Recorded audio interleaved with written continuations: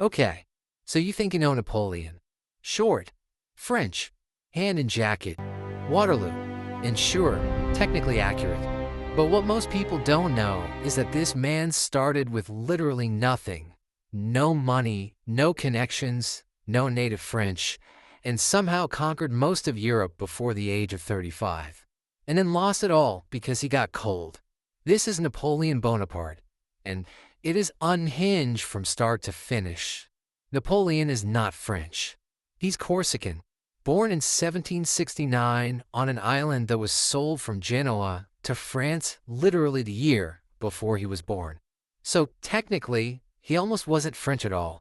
His family is minor nobility, which sounds fancy until you realize it means they have a title and absolutely no money.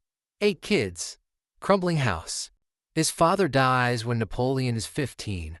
He gets a military scholarship to a French school in Paris, where he is immediately mocked for his Corsican accent, his poverty, and his inability to speak French properly. He responds by studying obsessively, sleeping 4 hours a night, and reading every military history book he can find.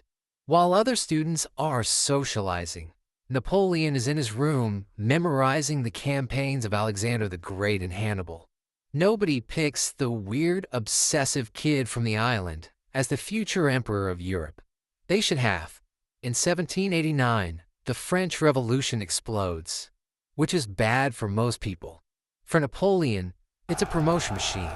Every aristocratic officer in the French army flees the country overnight because being associated with the old regime is suddenly very bad for your life expectancy. This leaves the French military with approximately 0 experienced officers. Napoleon, 24 years old, steps into the gap. His first major moment, the Siege of Toulon, 1793. A French royalist city has invited the British Navy in. Everyone is panicking. Napoleon repositions the artillery, targets the harbor, makes the British position untenable. The British leave. Toulon falls. Napoleon is promoted to brigadier general. He is 24. 3 years later, he's commanding the entire Italian campaign, winning battle after battle against Austria with an army that is underfed, underpaid, and held together entirely by his personal energy. He writes to his soldiers, "You have won no great battles because you have had no great general. I'm here now." Incredibly arrogant, completely accurate. By 1799, France is exhausted. 10 years of revolution, political chaos, and war have broken the country. Napoleon stages a coup, takes power, becomes first consul, then consul for life, then emperor. He crowns himself, by the way, takes the crown from the Pope's hands and puts it on his own head. The Pope is just standing there. Napoleon doesn't even let the Pope have a moment. As emperor, he doesn't just conquer, it reorganizes. The Napoleonic Code rewrites French law from scratch. Equal rights before the law, property rights, religious freedom. Modern legal systems across half of Europe today trace back to this document. He builds roads, schools, the Bank of France, reorganizes the entire administrative structure of the country. Then he defeats Austria, Prussia, and Russia in rapid succession.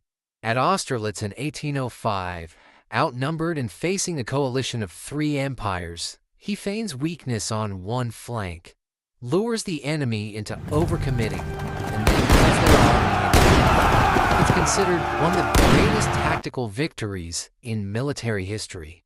By 1807, Napoleon controls most of continental Europe. The British look across the channel and go, "Okay, this is a problem." And then, slowly, then all at once, it falls apart. Mistake 1, Spain. Napoleon puts his brother on the Spanish throne. The Spanish don't want his brother. A guerrilla war begins that bleeds French forces for 6 years straight. Wellington eventually uses it as a door into France. Mistake 2, the continental system. Napoleon tries to economically strangle Britain by banning all European trade with them. Britain survives by trading with the rest of the world. Meanwhile, Russia quietly starts trading with Britain anyway, because their economy is collapsing without it. Napoleon finds out. Mistake 3. Russia. Napoleon invades with 600,000 men, the largest army ever assembled in history to that point. The Russians don't fight him. They retreat. They burn their own cities. They burn Moscow. Napoleon sits in the ruins waiting for Alexander to surrender. Alexander doesn't surrender. Napoleon waits. Still nothing. He has to leave, in winter, without supplies, across the same scorched land. Fewer than 100,000 men make it back. The Russian winter doesn't just defeat Napoleon. It digests him. After Russia, it's over in 2 years. Coalition armies close in from all sides. Napoleon is exiled to Elba. Escapes. Returns to France. Raises another army in days because the man has a gift. Gets defeated at Waterloo. Exiled again, this time to St. Helena, a tiny island in the middle of the South Atlantic, specifically chosen because it is as far from Europe as geographically possible. He dies there in 1821, probably stomach cancer, possibly poisoned. Nobody fully agrees. He's 51. In roughly 15 years of real power, Napoleon reshaped the borders of Europe, rewrote its laws, and started or ended more wars than most countries manage in a century.